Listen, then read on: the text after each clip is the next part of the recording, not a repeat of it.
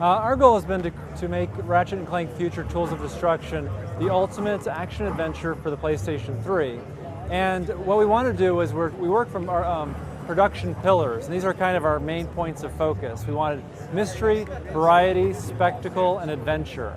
So we really want to go back to our roots and do what we've done best, and that's to create a very big, compelling, story-based adventure. So we're taking advantage of a lot of the cool technology from the PS3. We can create richer surface detail with our shaders. We've got normal maps, cube maps, parallax maps, a whole bunch of different maps, and then we've got a new lighting system. So this creates a really rich and believable world, which we believe, or what we're calling, a living, breathing galaxy. By just focusing on single player, we can have a lot more levels, a lot more gameplay time, and a lot more variety. We can have stuff like our combat devices. That's a whole other set of weapons in addition to your main set of weapons. Combat devices are these special, like RPG-like items that you can save up and throw out in tricky situations. We have stuff like the Groovatron here, which causes enemies to dance. In the past, if we made that a weapon, it would become too powerful.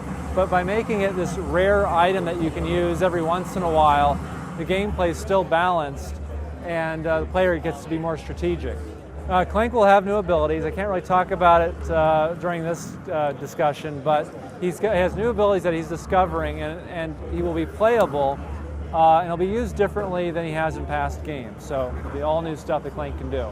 We are bringing back space combat, and this time it's going to be more action-oriented. So it's going to be choreographed gameplay where we have lots of ships that kind of fly in, and it's more action-based, less exploratory, which we had in past games.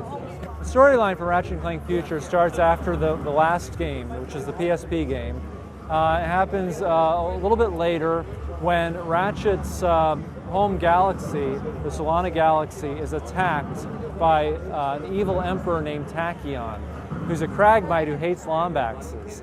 And so Ratchet learns that he has a past, and that it's a past that he never knew about. So he travels to the Polaris Galaxy, where he starts to learn about where he came from and who he was.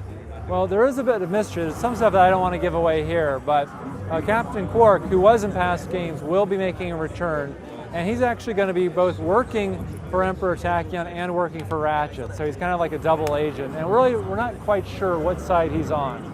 As always. Yeah, of course, yeah. We can't talk about specific numbers, but we'll have more a combination of weapon and combat items. Will be more weapons than we've ever had in any Ratchet game. There's no weapons that are actually coming back. There are some of the classic archetypal weapons where you've got bombs, projectiles, flamethrowers, things of that nature.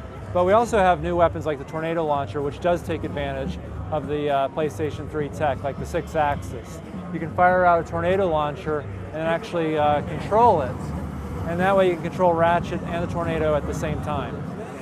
I think people who really want a good story and a really big adventure with a lot of different things to do, I think this time around we have a lot more fun and interesting weapons and gadgets that people can play with. And it really goes back to what started the whole series, which was this big exploratory galaxy.